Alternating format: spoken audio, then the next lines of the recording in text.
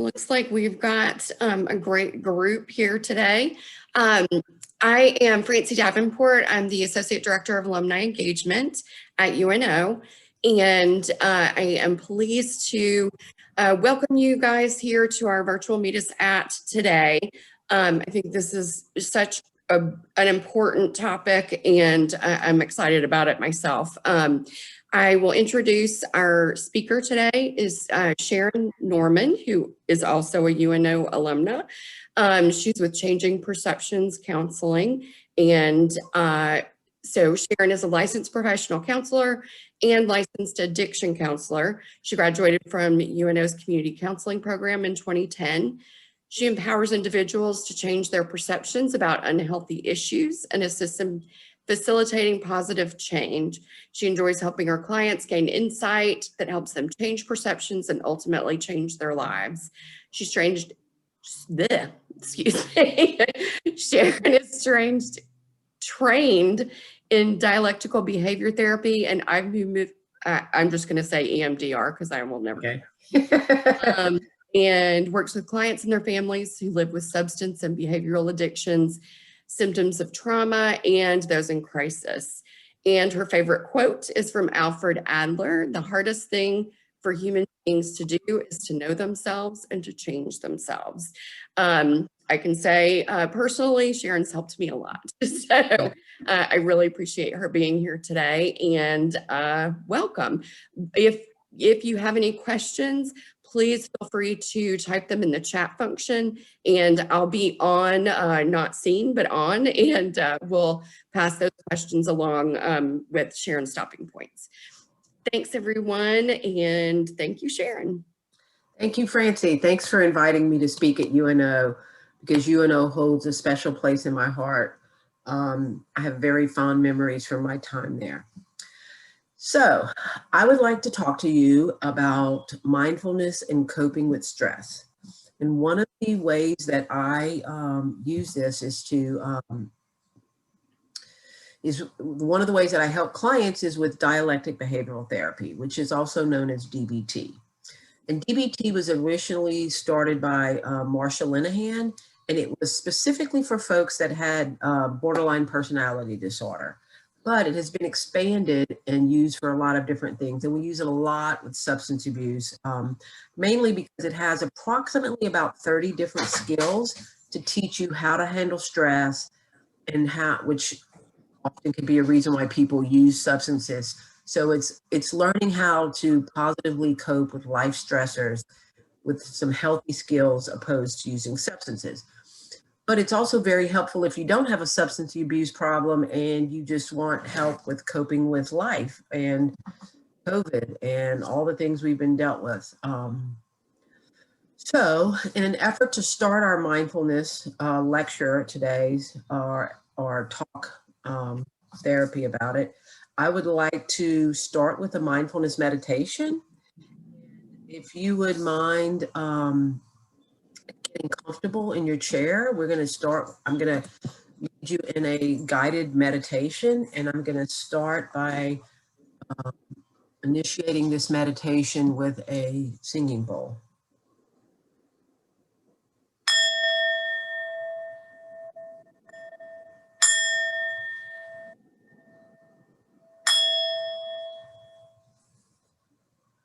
This meditation is normally done in a sitting position, either on the floor or a chair, and begins by sensing into the support you have from the chair or the cushion, paying attention to the actual sensations of contact. Finding a position of stability and poise, upper body balanced over your hips and shoulders in a comfortable but alert posture.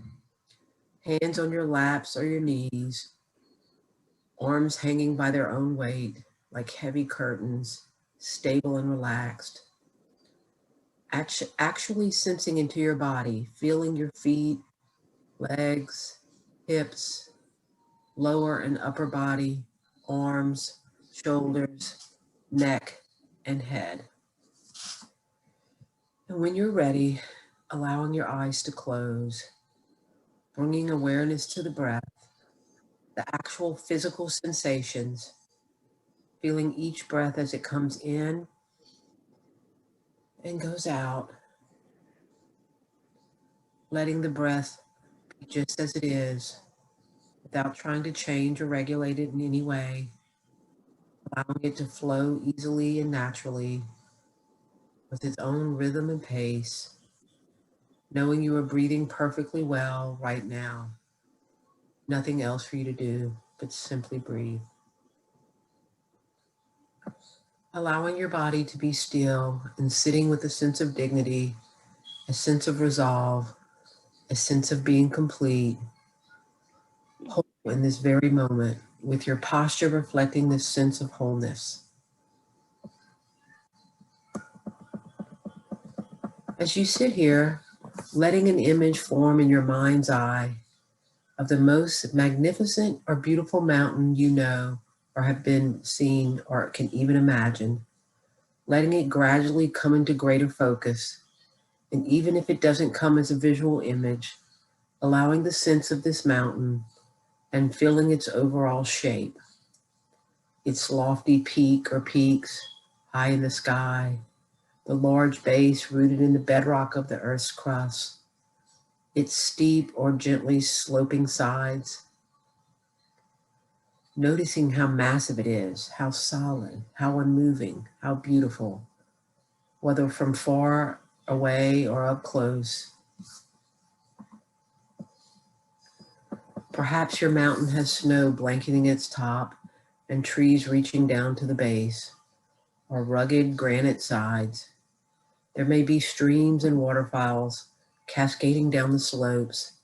There may be one peak or a series of peaks, or with meadows and high lakes. Observing it, noting its qualities, and when you feel ready, seeing if you can bring the mountain into your own body, sitting here so that your body and the mountain in your mind's eye become one, so that you, as you sit here, you share in the massiveness and the stillness and the majesty of the mountain. You become the mountain. Grounded in the sitting posture, your head becomes the lofty peak, supported by the rest of the body and affording a panoramic view. Your shoulders and arms, the sides of the mountain. Your buttocks and legs, the solid base. Rooted to your cushion or your chair, experiencing in your body a sense of uplift from deep within your pelvis and spine. With each breath, as you continue sitting, becoming a little more a breathing mountain, alive and vital, yet unwavering in your inner stillness, completely what you are, beyond words and thought, a centered, grounded, unmoving presence. As you sit here, becoming aware of the fact that as the sun travels across the sky, the light and shadows and colors are changing virtually moment by moment in the mountain stillness. And the surface teems with life and activity, streams, melting snow, waterfalls, plants, and wildlife. As the mountain sits, seeing and feeling how night follows day and day follows night, the bright, warming sun, followed by the cool night sky studded with stars, and the gradual dawning of a new day. Through it all, the mountain just sits, experiencing change in each moment, constantly changing, and always allowing yourself, always allowing just being itself. It remains still as the seasons flow into one another, and as the weather changes, moment by moment and day by day, calmness abiding all change. In summer, there is no snow on the mountain except perhaps for the very peaks or in the crags shielded from direct sunlight. In the fall, the mountain may wear a coat of brilliant fire colors. In the winter, a blanket of snow and ice. In any season, it may find itself at times enshrouded in clouds or fog or pelted by freezing rain. People may come to see the mountain and comment on how beautiful it is, or how it's not as good a day to see the mountain, that it's too cloudy or rainy or foggy or dark. None of this matters to the mountain, which remains at all times its essential self. Clouds may come and clouds may go. Tourists may like it or not. The mountain's magnificence and beauty are not changed one bit by whether people see it or not, seen or unseen, in sun or in clouds, broiling or frigid, day or night. It just sits, being itself. At times it's visited by violent storms, buffeted by snow and rain and winds of unthinkable magnitude. Through it all, the mountain sits. Spring comes, trees leaf out, flowers bloom in the high meadows and slopes. Birds sing in the trees once again. Streams overflow with the waters of melting snow. Through it all, the mountain continues to sit, unmoved by the weather, by what happens on its surface, by the world of appearances, remaining its essential self through the seasons, the changing weather, the activity ebbing and flowing on its surface. In the same way as we sit in meditation, we can learn to experience the mountain. We can embody the same central, unwavering stillness and groundedness in the face of everything that changes in our own lives, over seconds, over hours, over years. In our lives and in our meditation practice, we experience constantly the changing nature of mind and body and of the outer world. We have our own periods of light and darkness, activity and inactivity, our moments of color and our moments of drabness. It's true that we experience storms of varying intensity and violence in the outer world and in our own minds and bodies, buffeted by high winds, by cold and rain. We endure periods of darkness and pain, as well as the moments of joy and uplift. Even our experience changes constantly, experiencing a weather of its own. By becoming the mountain in our meditation practice, we can link up with its strength and stability and adapt them for our own. We can use its energies to support our energy to encounter each moment with mindfulness and clarity. It may help us to see that our thoughts and feelings, our preoccupations, our emotional storms and crises, even the things that happen to us, are very much like the weather on the mountain. We tend to take it all personally, but its strongest characteristic is impersonal. The weather of our own lives is not to be ignored or denied.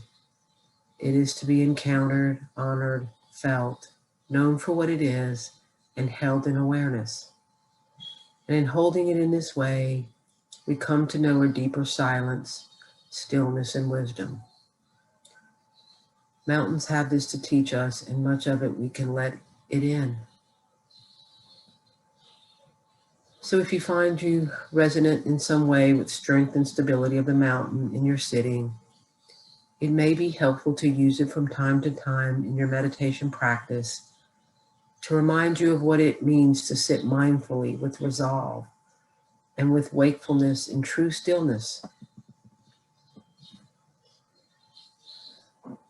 So in the time that remains, continue to sustain the mountain meditation on your own, in silence, moment in moment, until you hear the sound of the bell.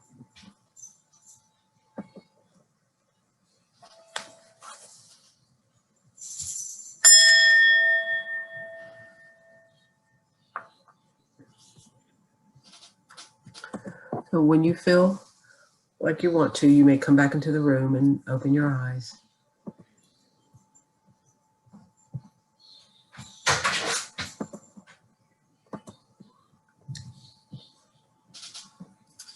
So I can't see anyone, so I don't know if you are all back, but I'm going to go start on. Does anyone have any comments on how that felt, or if they enjoyed it or didn't enjoy it or thought it was stupid? If you have any comments, you can put them in the chat function. Thank you, Francie. Mhm. That was amazing. It was relaxing. It was relaxing. Good. I'm glad some I people. can say it was amazing. I use it a lot. Excellent. So the reason why mindfulness is so important is that what mindfulness means, it means paying special attention without judgment. So to be mindful, it means to be aware of our thinking and learning how to live in the moment.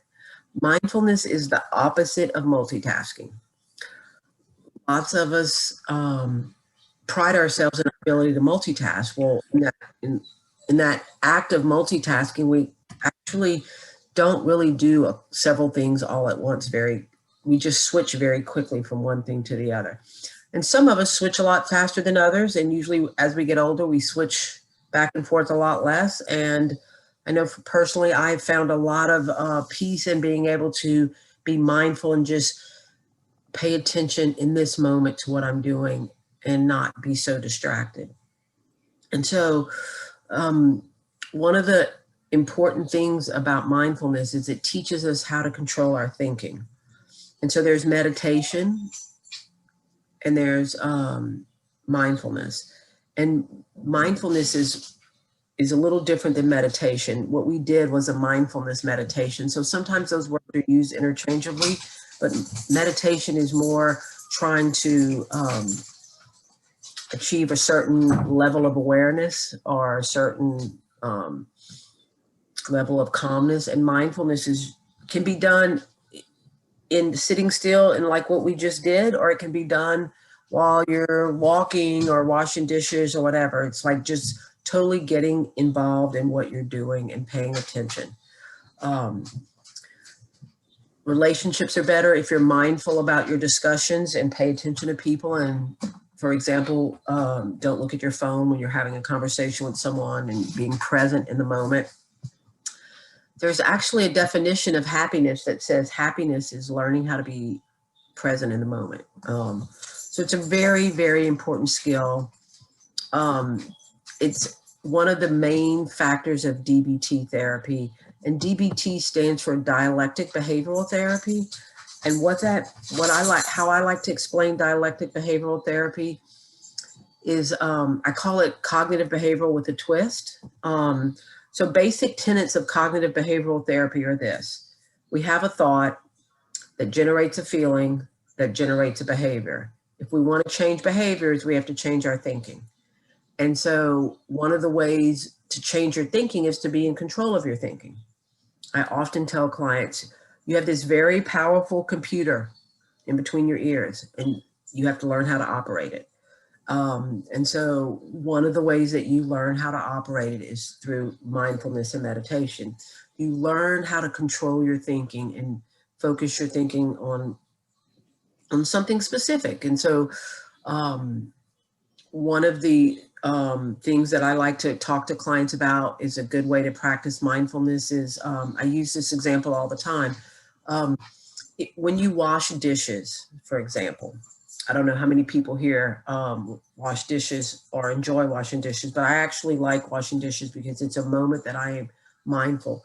And so when you pay attention to the hot water and the soap as they mix together on the plate to cut the grease, and you see how it eliminates the dirt off the plate or the food off the plate, and it then becomes squeaky clean, and you're totally immersed in the act of washing dishes. And you contemplate how these things work together to make this dish clean. So I know that seems like a little extreme, but that's just an example of how you can practice mindfulness in your day-to-day lives. When you go for a walk, you can pay special attention to your environment around you, and not focused on what you need to do after the walk or what you didn't do before the walk, but right here in this moment of walking, this is where I'm going to pay attention. And you'll find that your quality of life is better if you can learn how to do that. And so dialectic stands for, basically it means that two things that are opposite can be true at the same time. So for example, I really don't want to work for a living, but I really like my paycheck. So that would be an example of two things that are opposite that can both be true at the same time. Not that I'm suggesting that that's true, but I'm just using that as an example. You know, so there's a lot of different things that we can learn to understand that they have opposite meanings, but they can both be true. And so what dialectic behavioral therapy does, it's like cognitive behavioral, but it focuses on learning how to live in the gray area, learning how to see both sides of a situation, learning how to have empathy and compassion for other people's feelings when you consider your own as well. So it's just a really good therapy for learning how to regulate your emotions, learning how to improve your interpersonal relationships, learning how to have a mindfulness practice. Marsha Linehan was very into Eastern medicine, and she's the creator of DBT. And so there's a whole section on wise mind and mindfulness. And I'd like to talk to you about that concept for a second. And so I'm going to share my screen and show you a handout that's a part of DBT work. And so I want to say this, a lot of the stuff that is in DBT has already been done in another therapy. A lot of the stuff flows from one kind of therapy to another, but she's done a really good job at packaging it and coming up with some cute worksheets and handouts. So you might have some of this stuff you'll say, oh, I know that from cognitive behavioral or from ACT therapy or something like that. So anyway, I want to start by sharing my screen with this handout. It's called Wise Mind. And what Wise Mind means in DBT therapy, each person has an emotional mind and a reasonable mind. And it says here that people, you know, emotional mind is mood dependent, emotion focused, whereas reasonable mind is cool, rational, task focused. And so either one of emotional mind or reasonable mind are extremes. And you want to learn how to live in the middle where they cross, which was in a place of wise mind. And so if you were to live in wise mind, you would see the value of both reason and emotion. And it kind of brings your left brain and right brain together. And it's kind of referred to a lot in DBT therapy as walking the middle path. So a person who is overly emotional and doesn't use a reasonable mind, we could see where they might be impulsive or make decisions out of emotion, which sometimes cannot be a very good decision-making process. Whereas somebody that's overly into reasonable mind, they're more task focused and they don't consider other people's feelings as often, or they don't value feelings as an important function in a person. So it's important to have a good balance of emotional mind and reasonable mind with wise mind. And a lot of the ways that you learn how to do wise mind is through mindfulness. So I'll tell you a little bit about mindfulness. There's 3 different basic skills. I'm just going to touch on this because I want to hit some other skills. So mindfulness, first you have to actually achieve mindfulness practice, you have to learn how to observe what you're seeing or feeling or touching or tasting or hearing. So all 5 senses are engaged and you have to observe your environment around you. Then you have to be able to describe it. Describe what you see, what you smell, what you hear, what you touch, what you taste. And then you have to participate in the activity. So when I was talking about the washing the dishes, the actual contemplating how the dish soap and the hot water work together to cut grease.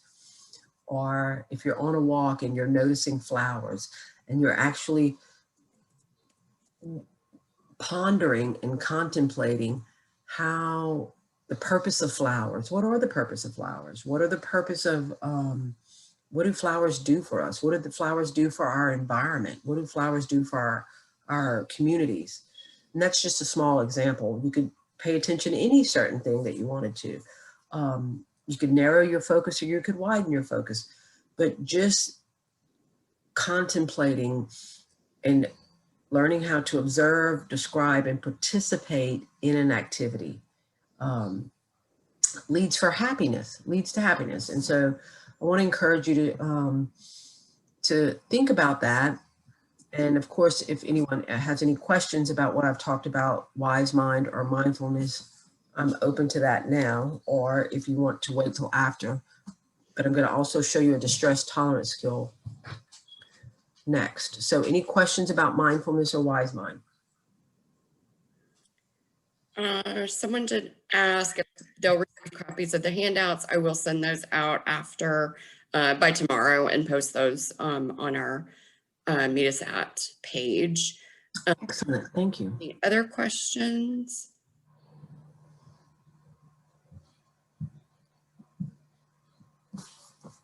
Okay, doesn't look like it right now.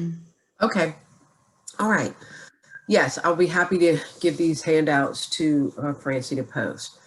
So DBT therapy has 4 components: mindfulness, emotional regulation, distress tolerance, and interpersonal relationships. The next skill that I'd like to talk to you about is a distress tolerance skill, which means like if you're stressed out or anxious or whatever, you can use this skill to help a lot. This is an extremely popular skill and it works almost instantly. And it's called the TIP skill. And so I'm going to talk to you about that. It talks about, so Marsha Linehan loves her acronyms, and the TIP skill, TIP, I refer to it as TIPP because there's 2 Ps, talks about ways to calm yourself down. So distress tolerance doesn't fix, I mean, those skills do not fix whatever you're distressed about. So if you're stressed out about work or school or home life or COVID, applying a distress tolerance skill is not going to fix whatever's going on at work or whatever's going on at home that's causing you distress. It's just going to get you to calm down enough so you're not in emotional mind so that you can respond wisely to the situation. But then you have to deal with the underlying situation. So say that you work too much and you're stressed out.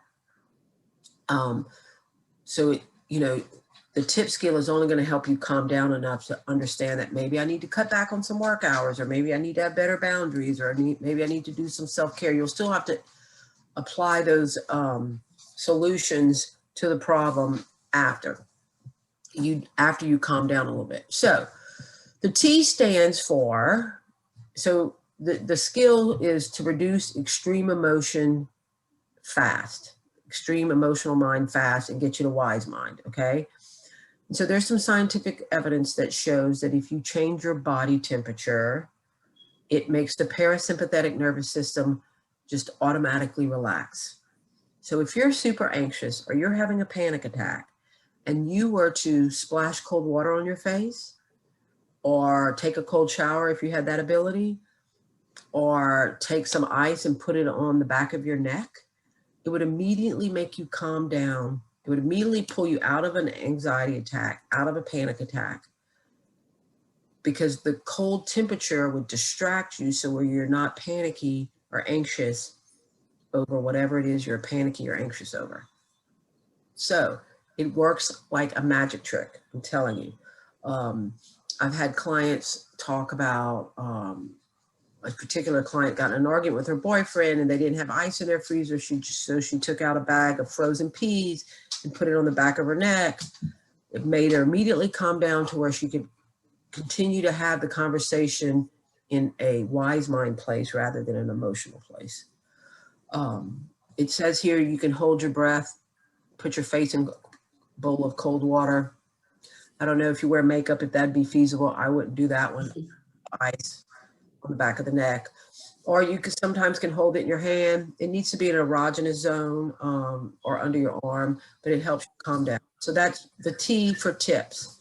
The I stands for intense exercise.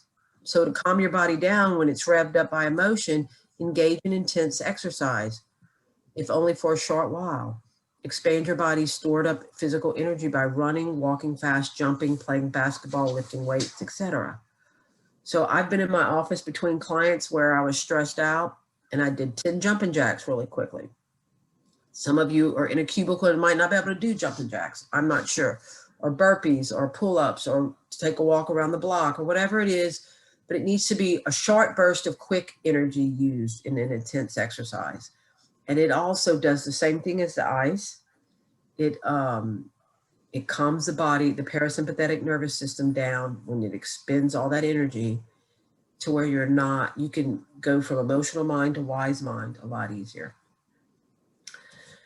The first P stands for paced breathing. And this means pace your breathing by slowing it down. And the way that you do paced breathing, and I know a lot of you know about breathing, but this is just a quick little lesson here. Breathe deeply into your belly. So it's important that your diaphragm is engaged and that it moves up and down, because when the diaphragm moves up and down, it stimulates the vagus nerve, which makes the parasympathetic body nervous system calm down automatically. So you breathe in deeply into your belly. Slow your pace of inhaling and exhaling down on average to 5 or 6 breaths per minute. So I like to do it where you breathe into the count of 5, you hold it for the count of 5, and then you breathe out to the count of 6 or 7, which describes here in this handout. So just seriously breathing in slow, holding it and breathing out. Not hyperventilating, which is breathing fast, but just slow, deep breaths for an average of 5 to 6 slow, deep breaths per minute. So that's about 10 seconds total, that whole process of breathing in and breathing out. So, so that's paced breathing, also calms the nervous system down. The next P stands for paired muscle relaxation. And this is a way to calm down by pairing muscle relaxation with breathing out. And we'll go over this in a few minutes, but while you're breathing into your belly deeply, intense your body muscles, not so much as to cause a cramp, but you just tense them for like 5 seconds. You notice the tension in your body. And then while breathing out, you say the word relax in your mind and you let go of the tension and you notice the difference in your body. So I'm going to skip forward to the detailed instructions on paired muscle relaxation because they have some really good instructions. So here are some muscle groups listed here. You can see that they have the small muscle groups listed. There's 16 of them. They have a medium muscle groups, and then they have large muscle groups. Well, when you first start doing this exercise, first of all, you need to, as with any distress tolerance skill, you need to practice it when you're not upset. You cannot be super stressed out and say, oh no, where's that worksheet? Because the chances of you doing it are not going to work. You need to practice it when you're not upset so that when you are upset, it comes automatically and you can do it from memory. You don't need to refer to the worksheet. So I have clients practice paired muscle relaxations like twice a day for a week so that they know it really well.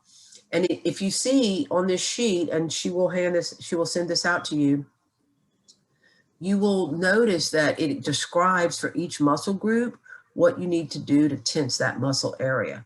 So for the hands and wrists, you make fists with both hands and you pull the fist up on your wrist. So that's how you would do it. And you'd hold it for 5 seconds and then you'd release and you breathe out and you go relax. And then you'd go to the next muscle group, which is your lower and upper arms. And you make fists and you bend both arms up to touch your shoulders while breathing in.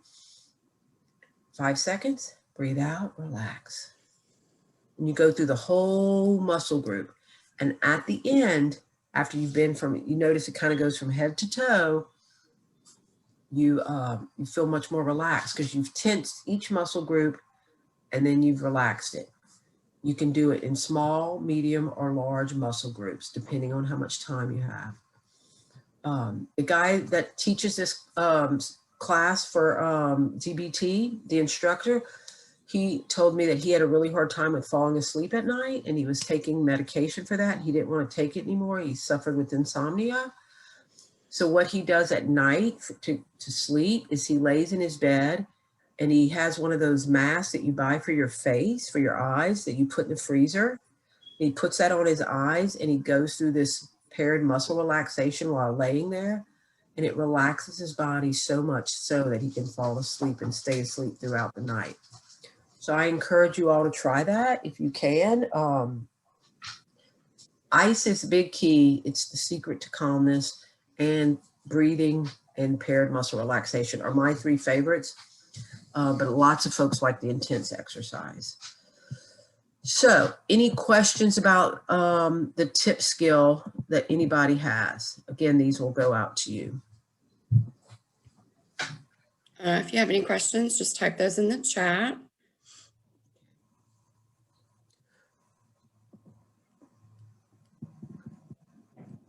Okay, I don't.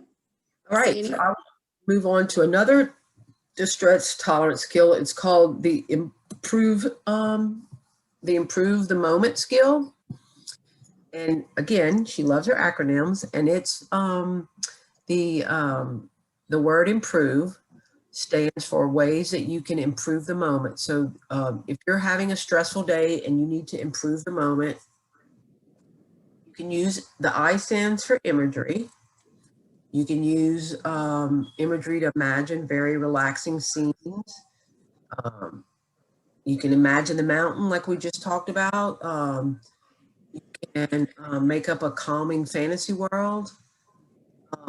You can imagine hurtful emotions draining out of you like a water out of a pipe.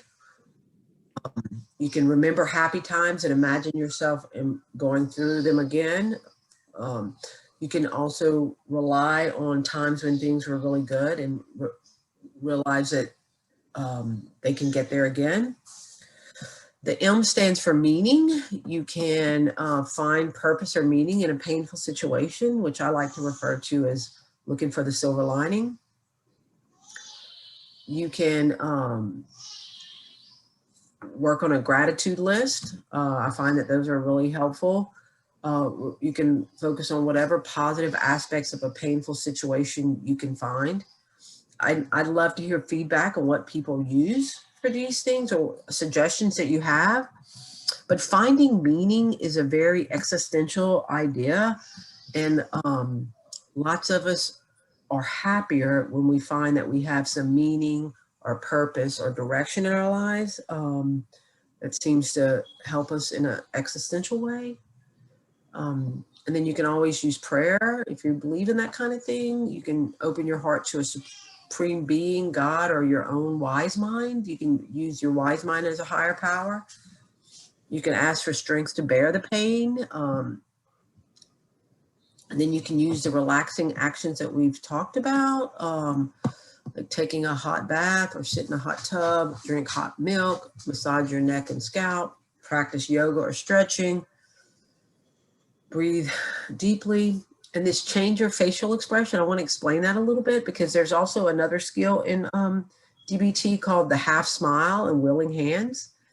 And what that means is that when you're having a discussion with someone, and no matter if it's good or bad, if you have a half smile on your face and your posture is open, like you're not crossed over or arms crossed, but your posture is open and your hands may be up like this, it is the body language of someone that's open and wants to cooperate.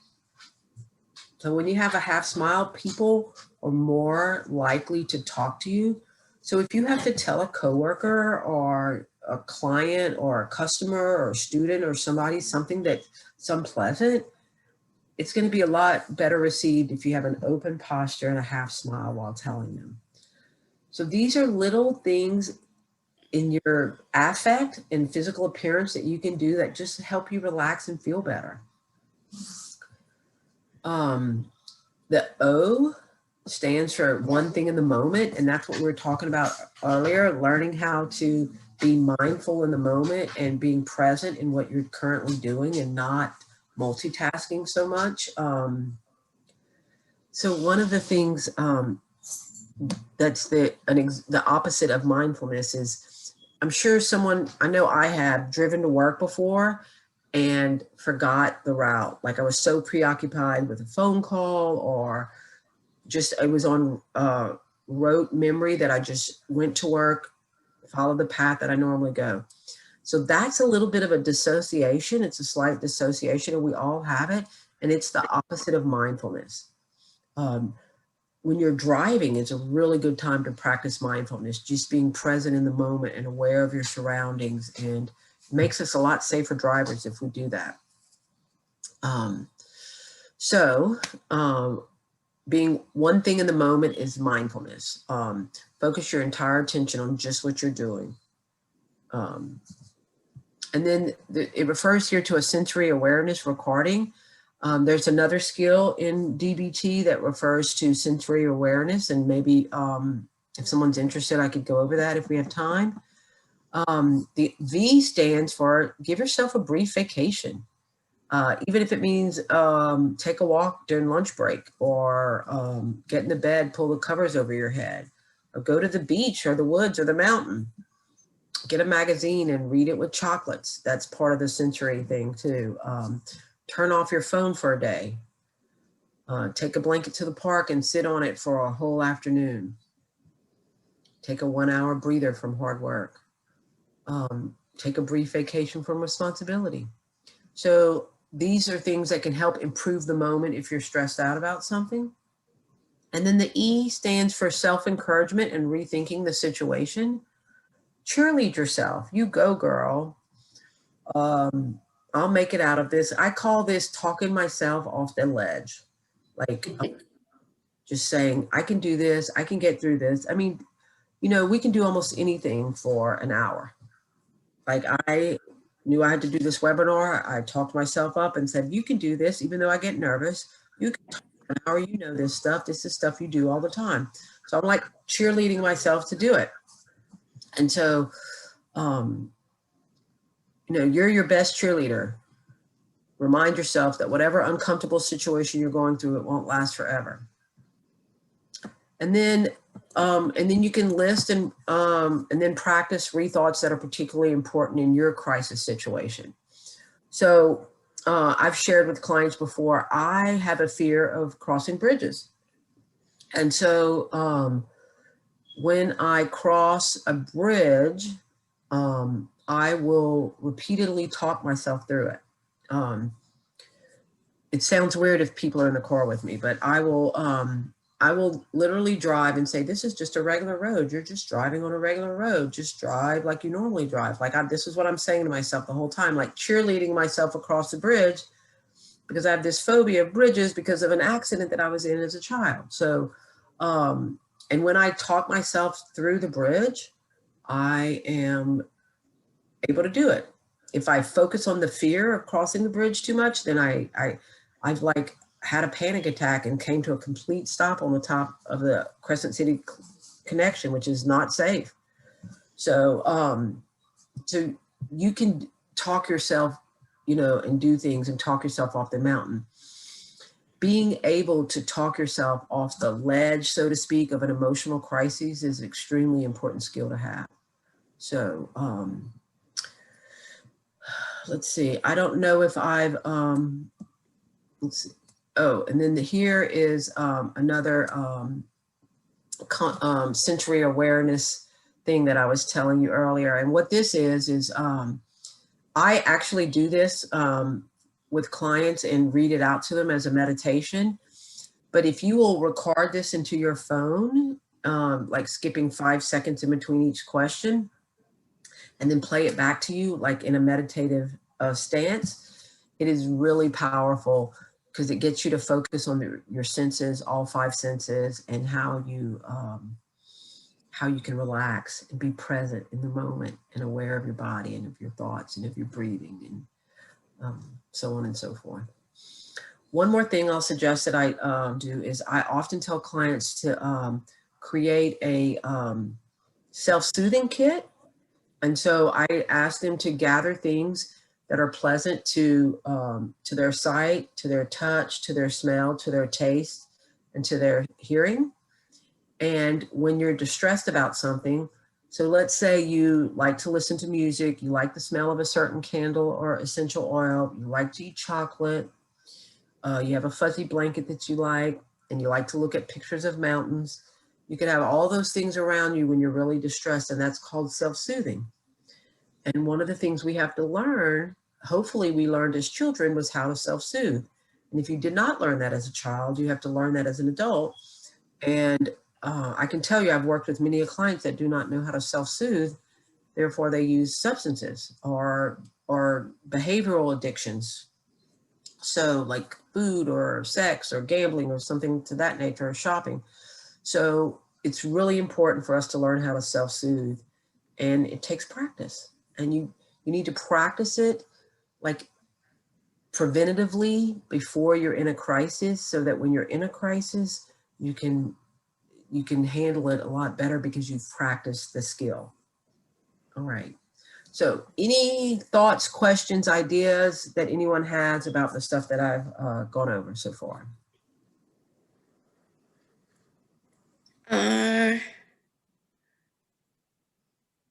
Dominique says these are really wonderful techniques. Thank you so much. Awesome. Any thoughts? I will mention myself that I had talked, or someone suggested, I guess, at one point, doing an ABC listing out, things that you're grateful for that start with each letter of the alphabet. And this person was saying that you got to fall asleep. But I like to, just sort of write down something at least each day that I'm grateful for, and it helps me refocus, and look at all the great things that I have going on instead of anything negative. Yeah, that's a great idea. Thank you for reminding me with it. But I give that homework assignment often, is a list to write down things that you're grateful for. It's really, really, really hard to be upset and sad if you're focusing on things that you're grateful for every day. I mean, we all go through times when things are rough or whatever, but if we can try to focus on, well, at least I have this, this, and this is all good stuff that's happening in my life, and build on that resiliency of being able to be grateful, it's easier to get through hard times than if you aren't grateful. Mm-hmm. So we have a few more minutes. I'm going to ask for you to ask me questions because I want you to know more about this stuff. And I don't want to just lecture you, and I like to hear people. And actually, I'm going to go ahead and just turn on everybody's Thank you. microphones. You can unmute yourself. But if you'd like to, actually ask a question. Oops. Okay. I got halfway down the list and then somehow lost it. Okay, here we go. But yeah, if you would like to ask a question or make a comment, just unmute yourself and you can do that now.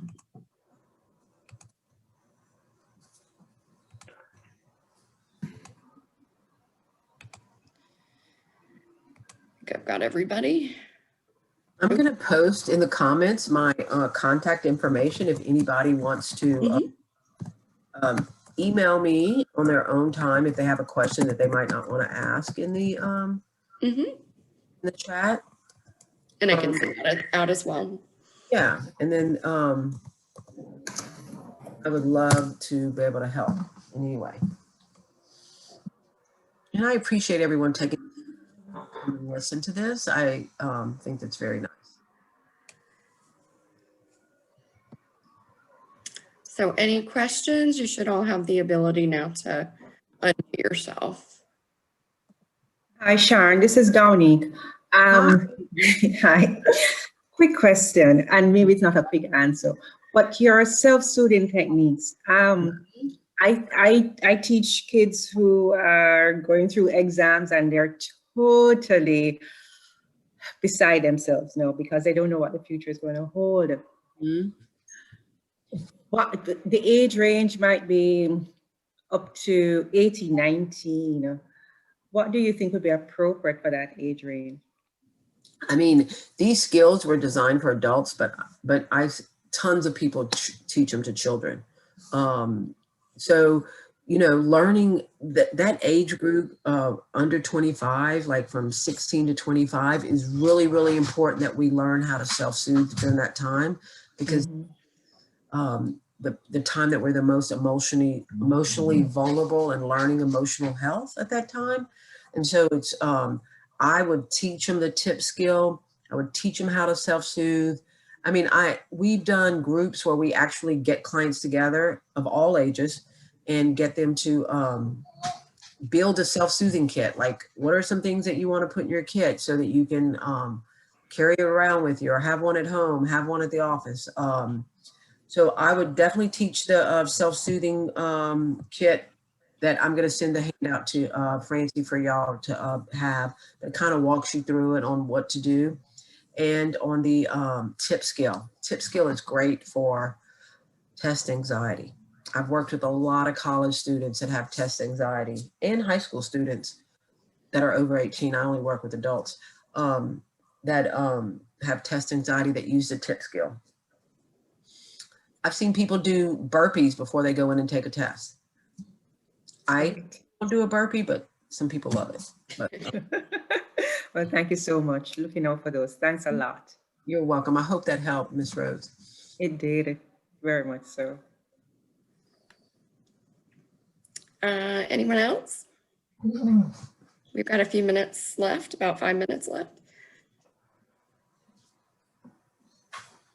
And if not, then we can end early.